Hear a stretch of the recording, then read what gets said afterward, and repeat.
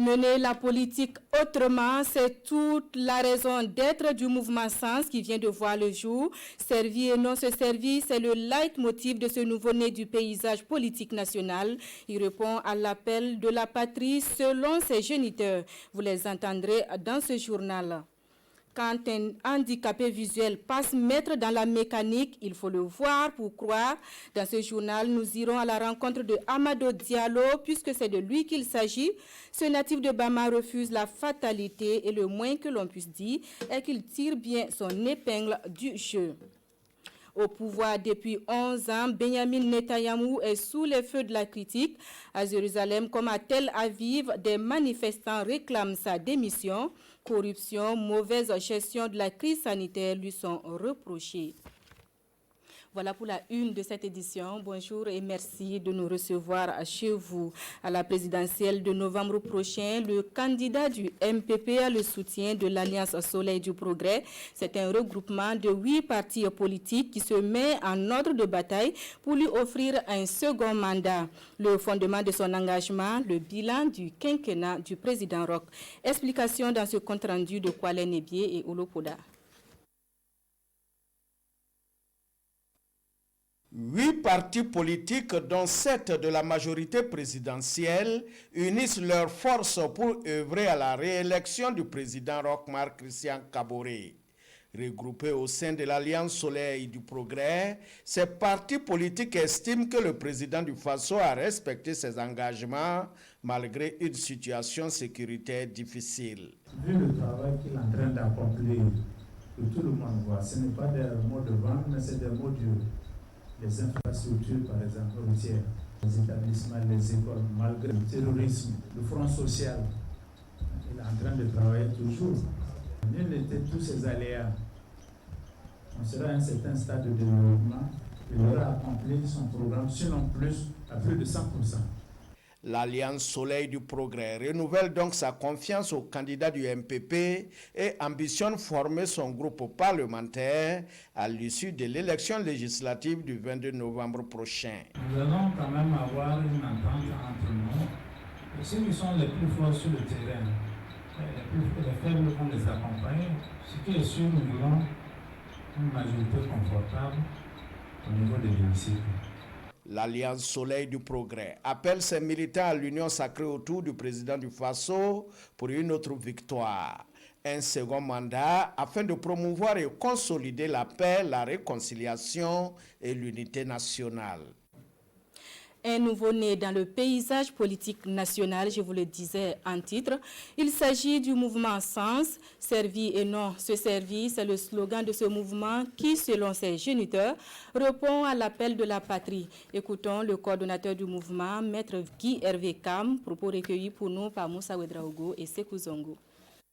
Le mouvement Sens est un mouvement qui a été créé dans le but d'inviter tous les Burkinabés qui restent très souvent à l'écart de la politique parce qu'elle est sale, de nous rejoindre, de se réunir pour qu'ensemble, nous puissions impacter la politique par un engagement à travers donc, les élections qui vont venir. Notre ambition est de susciter et de soutenir des candidatures indépendantes sur l'échelle du territoire pour que la voix de ceux qui sont toujours restés à l'écart soit désormais entendue dans les instances de décision pour notre pays. Et la différence, c'est cette nouveauté de personnel qui s'engage en politique, non pas pour se servir, mais pour servir. 494 hommes et femmes sont dans le starting block pour les législatives de novembre prochain pour le compte du MPP. Sur le processus de positionnement sur les listes, le parti a organisé ce matin une rencontre d'information. Des précisions dans ce reportage de Amado Ilboudo et Sébastien Zongo. Ils sont 494, dont 26% de femmes, à être candidats au poste de titulaire ou de suppléant au niveau national ou provincial pour représenter le mouvement du peuple pour le progrès à la prochaine législative. Le plus jeune a 27 ans et le plus âgé 77. Je peux être retenue parce que je suis vraiment active dans le parti Et j'ai toujours travaillé pour que le parti marche dans ma province et sur le plan national. Nous avons des acteurs, des candidats qui sont à la hauteur, qui peuvent faire face et sur qui la population compte pour créer un réel développement. Donc nous n'avons pas de soucis. Si nous avons loupé aux 3 sièges, c'est que nous avons 2. Des comités provinciaux siégeront pour proposer des listes à un comité de vérification et d'appréciation au niveau central. Il proposera à son tour des listes qui seront soumises au bureau exécutif national qui va sortir la liste définitive de 254 candidats à présenter au bureau politique national. Et nous ferons en sorte que, au finish, nous constituions des listes gagnantes. Des listes gagnantes parce que nous avons des adversaires en face. Et l'intelligence politique commande qu'on tienne compte d'un certain nombre de paramètres lorsqu'on constitue les listes définitives. Le président du MPP invite ceux qui ne seront pas retenus à l'issue du processus de sélection à soutenir les retenus pour respecter la discipline du parti. Ces élections, vous le savez, se dessinent dans un contexte de menace sécuritaire et chaque composante de la société est appelée à jouer sa partition pour un retour de la quiétude. Dans la région du Nord, l'association Tabital Global et ses partenaires misent sur la collaboration entre FDS et population. 2 partis réunis pour une conférence publique tenue ce 28 juillet à Waïguia. On en sait davantage avec Issoufou Kaboré et Moussaki. Et ils sont civils et hommes de tenue côte à côte dans cette salle sur l'initiative de l'association Tabital Global. Un rendez-vous pour explorer les pistes de la paix au Burkina Faso. L'objectif est central pour le COPAC, le projet d'appui à l'amélioration de la confiance pour la paix et la cohésion sociale entre FDS et les civils dans la région du Nord. Il est exécuté par Tabital Global. Qui que tu sois, jeune, femme, FDS, autant nous sommes responsables, autant nous sommes également la clé de la solution. Donc si on se mettait ensemble, on essayait d'analyser la situation, on essayait de voir là où ça ne va pas. Le COPAC s'emploie à partir d'ici à semer le grain de la paix dans ces zones d'intervention que sont Kaïn, Tiou et Waïguia. Les civils et les FDS vont organiser des journées de salubrité, des consultations sanitaires, des séances de sensibilisation sur la paix avec l'accompagnement de l'administration locale. Si chacun entretient la paix avec son voisin, c'est déjà un départ pour qu'il y ait, en tout cas de façon générale, la paix. Si je suis en paix avec mon voisin, je suis en paix avec ma voisine, forcément si chacun entretient cet esprit-là, je suis sûr que la paix va revenir. Mais en attendant, population et FDS doivent trouver les stratégies de cette collaboration. Et cela commence par des communications axées sur les parcellaires de cette complicité et l'importance de la contribution citoyenne dans la lutte contre l'insécurité. Le projet est financé par OIM, l'Organisation internationale des migrations. Nous restons dans la région du Nord où la Confédération paysanne du Faso vole au secours des pasteurs de la région. Elle a fait don d'aliments pour bétail d'environ 38 tonnes. On en sait davantage avec Karim Bikenga. Aniseta, habitante de Titaou, vit de l'élevage. Faute de zone de pâturage, c'est dans sa cour qu'elle garde ses animaux. Là encore, elle éprouve le manque d'aliments pour ses ruminants. Avec la saison pluvieuse, ça va. Sinon, on manquait d'aliments. Pourtant, pour que l'animal soit bien vendu, il faut qu'il soit bien nourri. Aniseta a de la chance. Avec d'autres éleveurs de la province du Louroum, elle vient de bénéficier d'aliments pour bétail. 38 tonnes leur sont offertes ici par leurs organisations fêtières, dont la Confédération paysanne du Faso, avec le soutien de la communauté économique des États de l'Afrique de l'Ouest, CEDEAO. Le Louroum vit une situation de crise ces dernières années et les populations subsistent présentement grâce à l'élevage. D'où l'intérêt de promouvoir cette activité qui pourra aider les éleveurs de la région, de la localité. il y a lieu de s'estimer heureux parce que déjà nous sommes à une période de soudure. Les éleveurs n'ont pas suffisamment d'aliments pour leur bétail. Et aujourd'hui, si des partenaires comme la CEDEAO, comme le repas et bien d'autres structures s'organisent pour venir en aide à nos éleveurs, je crois qu'il y a lieu de s'estimer heureux. En plus du Louroum, la province du BAM est également bénéficiaire de cette aide à hauteur de 34 tonnes d'aliments pour bétail. Des aliments acquis grâce au programme régional d'appui aux organisations professionnelles et paysannes agricoles, phase 2, soutenu par la coopération suisse.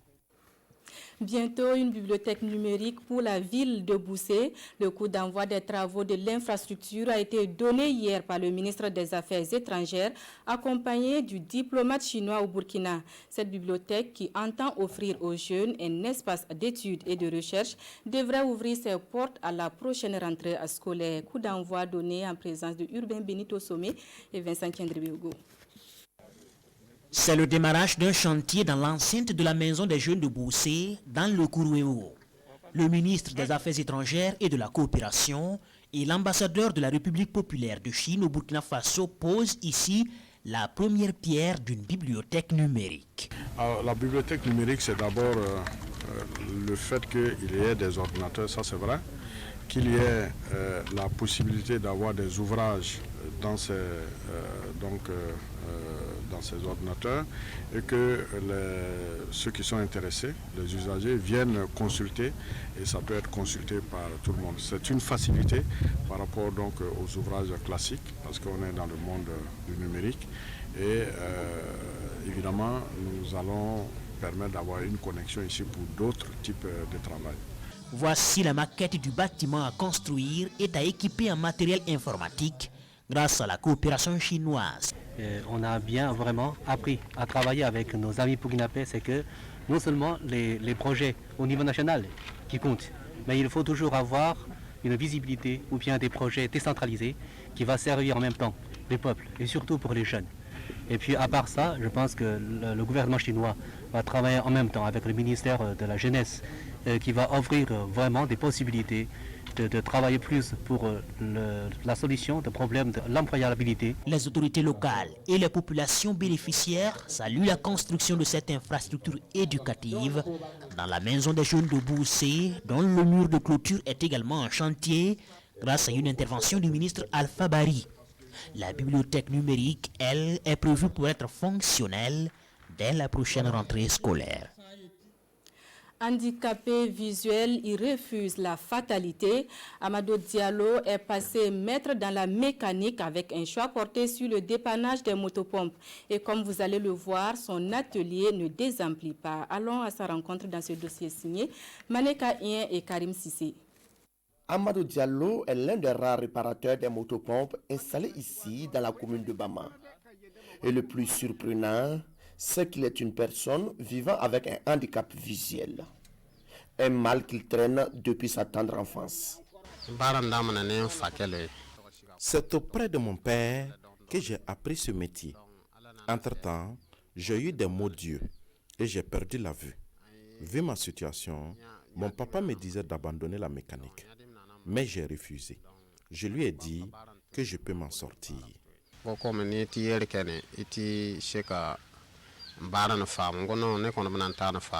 Ils sont nombreux à se demander comment il arrive à dépanner les engins. Mais pour ce mécanicien hors du commun, tout se passe dans la tête. Le fait de ne rien voir n'est pas un obstacle incontournable. Dès qu'un client amène son engin et qu'il m'explique un peu ce qu'il y a, directement je sais quoi faire. Si c'est un problème de pression, je demande pour voir la cuirasse et je change le soupape. Sa dextérité dans son travail et sa bonne humeur au quotidien lui ont permis de se faire une réputation à travers la commune et même au-delà. La preuve, son atelier ne désemplit pas. Chaque jour, les clients viennent de tous les horizons. Mamadi Tinto est là ce matin pour la réparation de sa motopompe. Quand je démarre ma machine, elle s'éteint immédiatement. J'étais donc obligé de venir vite voir Amadou pour qu'il jette un coup d'œil. J'ai même fait une nuit blanche à cause de cette panne. Adama Konaté, un client, lui aussi, est là pour rentrer en possession de son engin déjà réparé. Il m'avait dit que mon carburateur avait un défaut. Il a pu réparer. Je suis réellement satisfait. La réparation m'a coûté 800 francs CFA. La mécanique est le seul métier que Amadou Diallo exerce. Et grâce à ce travail, il arrive à se prendre en charge et à s'occuper de sa famille. Les clients viennent beaucoup chez moi. Souvent, quand je fais le point, je peux me retrouver avec 75 000 francs par mois. Je peux faire la révision de 8 motopompes par jour et monter le piston de 5 engins. Les difficultés dans ce métier, Amadou Diallo en rencontre naturellement comme tout autre technicien. Il s'agit du manque de formation et de certaines pièces de rechange. Des difficultés qui n'entament en rien la détermination de ce jeune pour qui le handicap visuel n'est pas une fatalité. Cette question à présent, comment empêcher les violences faites aux femmes et aux filles? L'Association des femmes juristes du Burkina fait porter la lutte par les leaders communautaires du Boulgou. Et pour mieux défendre la cause, ils ont été formés pendant 72 heures. Les échos avec Hassan Gebré et Tanga Kafando. Ils sont tous des leaders communautaires et seront désormais des agents du changement. Venus de Beguedo, de Bagré, de Boussouma, de Garango et de Tenkodogo, ils apprennent avec l'Association des femmes juristes les différentes formes de violences faites aux femmes et aux filles et comment prendre en charge ces victimes de violences. La formation de 3 jours vise à outiller les participants afin qu'ils soient des relais dans leurs communautés respectives. L'Association des femmes juristes a des cliniques juridiques où on reçoit les femmes victimes de violences, on leur donne des conseils, on oriente, on les accompagne en justice si elles le désirent. Et comme nous sommes qu'à Ouaga et à Bobo-Dioulasso, il est difficile pour nous de pouvoir prendre en charge toutes les femmes. D'où l'idée de former des personnes qui sont des leaders communautaires dans leur localité, afin que ces leaders-là nous aident, soit des relais de l'association en termes de prise en charge des femmes victimes de violences. Les travaux du groupe ont permis d'identifier les différentes formes de violence faites aux femmes et aux filles au Boulgou, dont le viol, l'abandon moral et matériel des femmes à cause de l'immigration dans la zone et les mariages forcés. Nous ne savons pas qu'il y a des prises en charge et puis il y a des femmes juridiques pour ça. Mais maintenant, nous on a su qu'il y a des femmes juridiques pour ça. Et puis il y a la justice aussi qui doit poursuivre ça. Cette formation des agents du changement se tient avec le soutien financier de l'ambassade du Danemark et l'appui technique de Oxfam. Dans le Yoba, c'est le taux de prévalence de la malnutrition qui inquiète l'ONG Varina Asso. Ce taux avoisine 26% dans certaines communes de la province. L'ONG a organisé une marche silencieuse pour attirer l'attention des décideurs politiques sur la question. Images et commentaires de la marche avec Oumarou Sagnon et Lambert Soma. Par cette marche silencieuse, les pères et les mères éducateurs, ainsi que les agents de santé à base communautaire, veulent faire réagir le conseil municipal de Kopé sur la problématique de la malnutrition. L'objectif de cette marche silencieuse est clair. Attirer l'attention du conseil municipal et des autres décideurs locaux pour qu'ils usent de leur pouvoir pour accorder une place de choix à la malnutrition dans toutes les activités de planification, surtout au moment de l'élaboration du nouveau plan communal de développement. C'est bien noté. Je ne suis qu'une chaîne de transmission. Ce message sera transmis à qui de droit. L'ONG Varina Asso, initiatrice de la marche, s'investit dans la lutte contre la malnutrition à travers un projet test qui couvre les communes de Kopé, Dissine, Zambo, Guéguéré et Ouissa. Quand on descend au niveau des communes, on est dans l'ordre de 26 à 27%. pour les 5 communes couvertes par le projet. Si on ajoute la malnutrition aiguë modérée, on peut atteindre facilement les 50%. Et si rien n'est fait, en tout cas, le fléau va perdurer et ça va devenir plus grave que ça. Financé par le réseau de la société civile pour la nutrition à hauteur de 10 millions de nos francs, la phase test de ce projet a duré 4 mois. Une phase régionale est d'ailleurs en cours d'élaboration afin de bouter la malnutrition hors de la région du Sud-Ouest. Lutte contre le Covid-19 au Burkina, l'entreprise Watam Kaiser répond à l'appel à la solidarité nationale. Elle offre un lot de kits de tests rapides de dépistage homologués et du matériel de protection au ministère de la Santé. Sekou Zongo pour plus de précisions. 5000 kits de tests rapides homologués et valides et du matériel de protection pour contribuer à la lutte contre le Covid-19.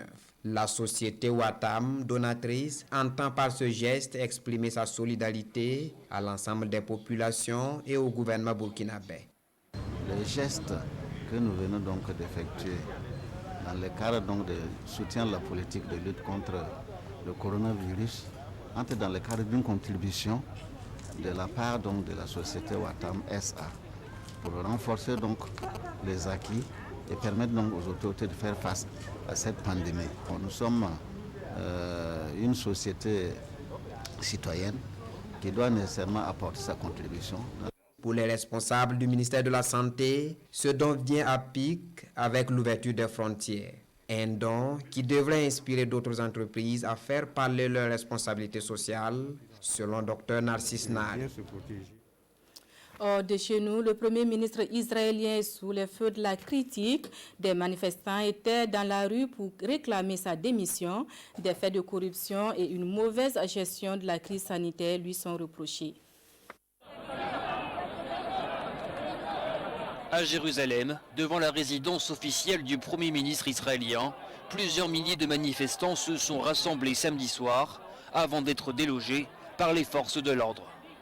Leur revendication, la démission de Benyamin Netanyahou, au pouvoir depuis plus de 11 ans. Accusation de corruption, critique sur la gestion de la crise sanitaire, le Premier ministre israélien fait face depuis plusieurs semaines à un mouvement de contestation grandissant. Pas seulement à Jérusalem, mais aussi à Tel Aviv, à Haïfa et à Césarée, devant la résidence privée de Benyamin Netanyahou. Alors que l'épidémie de coronavirus en Israël semble difficile à être enrayée par les autorités, le pays fait également face à une crise économique d'ampleur. Le chômage s'établit aujourd'hui à 20% contre 3,4% en février. C'est tout pour cette édition. Merci à vous qui l'avez suivi. Bon après-midi en compagnie des programmes de la télévision du Burkina.